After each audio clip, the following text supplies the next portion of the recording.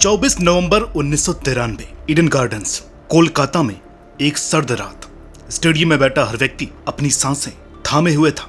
Africa को जीत के लिए आखिरी ओवर में चाहिए थे सिर्फ 6 रन और गेंदबाज चुनने का समय आ गया था। मोहम्मद अजहरुद्दीन की आंखें ड्रेसिंग रूम में बैठी पूरी टीम पर टिकी थी। अनुभव वाले गेंदबाज अनिल कुंबले, वेंकटेश प्रसाद सब नजरें झुकाए बैठे हुए थे। अचानक भीड़ के शोर के बीच से एक युवा खिलाड़ी उठता है। सचिन तेंदुलकर, एक पार्ट टाइम गेंदबाज जो कभी कभार ही गेंदबाजी करता था।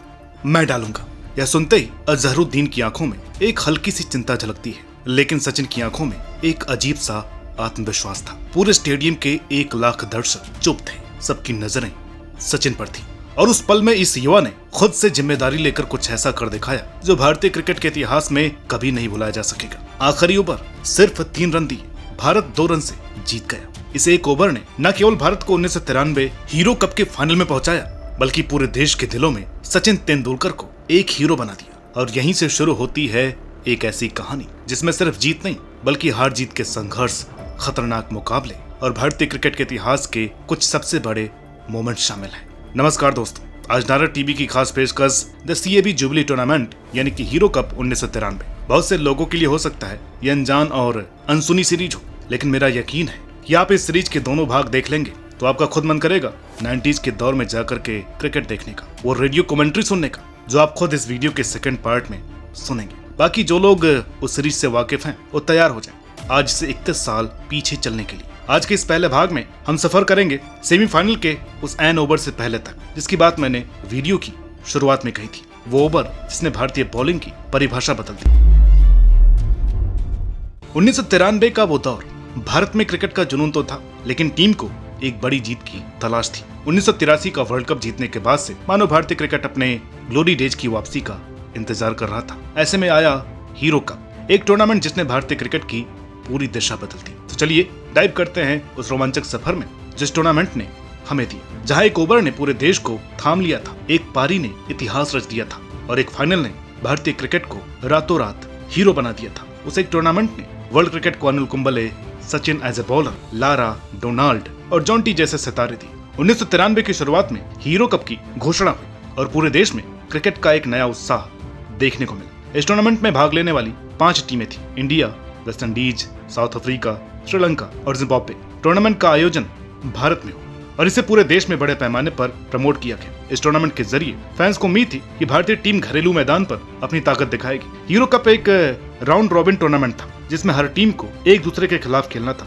और टॉप 4 टीमें सेमीफाइनल्स के लिए क्वालिफाई करती थी। भारत के लिए टूर्नामेंट की शुरुआत काफी अच्छी रही। भारतीय टीम ने राउंड रॉबिन मुकाबलों में दमदार प्रदर्शन करते हुए सेमीफाइनल में जगह बनाई। इस दौरान मोहम्मद अजहरुद्दीन की कप्तानी और युवा सचिन तेंदुलकर की बल्लेबाजी और गेंदबाजी ने सभी का ध्यान खींचा। याद आता है कि वो रविवार का दिन था जब इस टूर्नामेंट का पहला मैच शुरू होना था। घर पर टीवी तो थी नहीं, सो मैच का अपडेट लेने के लिए एक ही जरिया था, वो था रेडियो।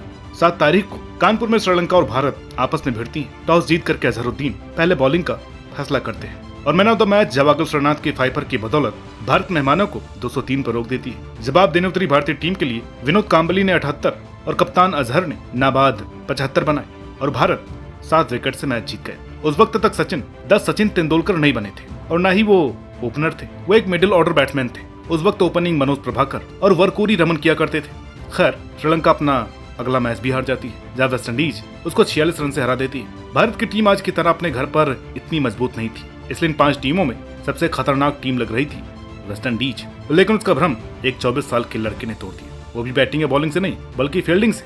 जी हाँ, हुआ यूं कि लंका की लंका लगाने के बाद वेस्ट इंडीज फुल चौड़ में अफ्रीका से जा भिड़ी।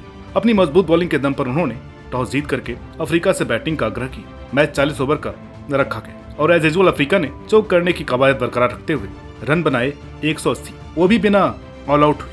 अच्छा, अब बैटिंग करने उतरी वेस्ट इंडीज। लारा पुल मारने के चक्कर में बॉल हवा में उठा बैठे और बॉल जहां पर गिर रही थी वहां पर कोई नजर नहीं आ रहा था। फिर अचानक से खिलाड़ी रेंगता हुआ आया और कैच पकड़ लिया, जबकि वो कैच कवर पर खड़े खिलाड़ी का हो सकता था। जी हाँ, आपने सही पहचाना, वो थे जॉन्टी रोड्स। उसके बाद सिंकोक्स की बॉल पर फिल सिमंस का मिड विकेट पर डाइव लगाते हुए उन्होंने कैच पकड़ा, जबकि जिमी एडम्स उनके हाथ में कैच थमा बैठे। पूरा स्टेडियम जॉन्टी चिल्ला रहा था।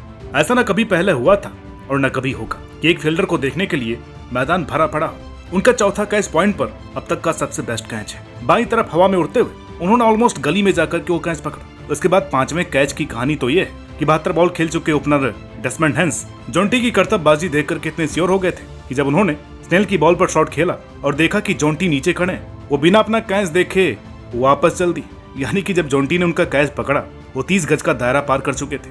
अब यहाँ पर अफ्रीका की जीत से आ गया ट्विस्ट, क्योंकि इनकी बॉलिंग फिगर्स भयंकर थी। डोनाल्ड के 5 ओवर में 15, डिविलियर्स के 5 ओवर में 5, सिंकॉक्स के 8 ओवर में 20। हमारा अगला मैच जिम्बाब्वे से था।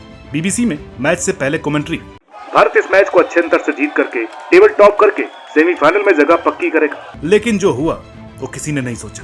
हम आखिरी बॉल में हारते हारते बचे और मैच टाई हो गया। प्रभाकर के 91, काम्बली के 55 और अजहर के 54 की बदौलत भारत के 248 के जवाब में एंडी फ्लावर के 56 और नीचे के बैट्समैन के कैमियों के दम पर जिम्बाब्वे ने भी इतने ही रन बना डाले। वो तो गनीमत ये रही कि आखिरी बॉल पर 1 रन बनाने के चक्कर में हीथ स्ट्रीक रन आउट हो पड़े। अब इसने पूरे टूर्नामेंट को सर्कस बना दिया। भारत, जिसको जिम्बाब्वे ने ऑलमोस्ट हरा ही दिया था, वेस्ट इंडीज जो की सोच करके आई थी कि जीत जाएंगे, उसको अफ्रीका ने हरा दिया और अफ्रीका को आखिरी लीग मैच में भारत ने हरा दिया। टेबल में 4 में से 3 जीत के साथ वेस्ट इंडीज पहले नंबर पर थी, साउथ अफ्रीका दूसरे पर और हम तीसरे पर थे। किस्मत खराब जिम्बाब्वे की, बिना एक भी मैच जीते वो लोग बिताई ले रहे थे। आज भी वो दिन साफ याद है। बीबीसी के मॉर्निंग समाचार में बताया गया कि 24 तारीख को पहला सेमीफाइनल खेला जाएगा भारत और अफ्रीका के बीच। अब यहाँ पर और टेंशन, मोहल्ले के लड़के लोग एक ही बात कर रहे थे, यार ये जोंटी कहीं काम्बली और अजहर का कैच ना ले ले। एक कहावत भी उस वक्त चल पड़ी थी कि दुनिया में 70% जगह समंदर घेरता है और बाकी जोंटी रोड्स। खैर, देर सवेर गुरुवार के दिन सब लोग बैठे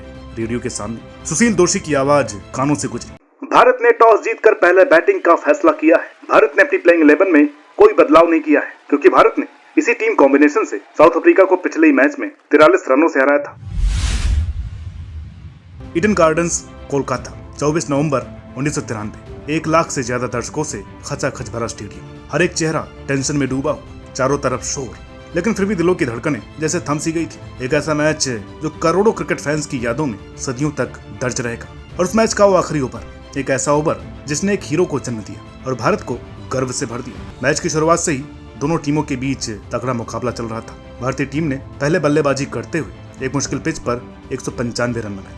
जिस अफ्रीकी बॉलिंग को हमने भयंकर बोला था, उसी ने हमारा यह हश्र किया। अजहर के 90, प्रवीण आमरे के 48 और सचिन पाजी के 15, बस यही थे हमारे टॉप 3 स्कोरर। चौथे नंबर पर सबसे ज्यादा रन थे 23, जो कि एक्स्ट्राज के थे। 8 बैट्समैन दहाई तक नहीं पहुंचे। डिविलियर्स ने 10 ओवर में 3 विकेट लिए और रन कितने दिए? महज 19। ये वो दौर था जो आजकल के लॉकडाउन किड्स सोच भी नहीं सकते। उस मैच में जोंटी ने इतने चौके बचाए जिसकी कोई इंतहा नहीं। बॉलर जानबूझ करके ऑफ साइड पर बॉल डाल रहे थे ताकि बैट्समैन जोंटी की तरफ शॉट्स खेले। खैर, 195 रन उस वक्त के हिसाब से बिल्कुल मामूली लग रहे थे और साउथ अफ्रीका जैसी तगड़ी टीम के सामने फैंस का दिल थोड़ा डगमगाया हुआ था। साउथ अफ्रीका की बैटिंग लाइनअप खतरनाक थी और जब उनकी टीम मैदान में उतरी तो मैच एकदम टाइट होता चला गया। साउथ अफ्रीका आराम से चेज कर रही थी, लेकिन भारतीय गेंदबाजों ने भी शानदार प्रदर्शन किया। 189 पर 8 विकेट के बाद आधे से ज्यादा हिंदुस्तान ने रेडियो बंद कर दिया था, ये कहते हुए, अरे छोड़ो यार, इतनी ठंड हो रही है और ये अफ्रीका वाले लंबा खींचते हुए मैच को ले जाएंगे। 1992 वाला मैच थोड़ी है कि चौक कर जाएंगे। क्या कर सकते हैं, वहाँ वो जोंटी की वजह से 40 रन कम बने और अब ये बॉलिंग ही रही है। लेकिन जो लोग क्रिकेट को बारीकी से जानते थे वो ना तो सोए और ना ही रेडियो बंद किए। एक वक्त ऐसा भी आया जब साउथ अफ्रीका को जीत के लिए सिर्फ 6 रनों की जरूरत थी और वो भी सिर्फ 1 ओवर में। और यहीं पर कहानी का असली ड्रामा शुरू होता है। ये वही ड्रामा है जिसने एक महान बैट्समैन को एक महान बॉलर बना दिया। क्या था वो ड्रामा, जानेंगे वीडियो के सेकंड पार्ट में। और उस फाइनल ओवर की एक बॉल की इस दौर में रेडियो कमेंट्री भी सुनाएंगे। आपको बताएंगे कि कैसे उस ड्रामे ने पूरे हीरो कप में डोमिनेट करती आ रही साउथ अफ्रीका को एक बार फिर जताया कि तुम चोकर्स हो और वही रहोगे। तो आपसे एक रिक्वेस्ट है कि इसको आप अपनी पिताजी वाली पीढ़ी के साथ देखें। इस वीडियो में कही गई एक बात उनको अच्छे से याद होगी। तो तब तक आपको इस वीडियो के साथ क्या करना है, लाइक करना है, डिसलाइक करना है, शेयर करना है, जो भी करना है आप कीजिए, क्योंकि अगला पार्ट बहुत ही दिलचस्प होने वाला है। तो मिलते हैं अगली वीडियो में, तब तक के लिए नमस्कार।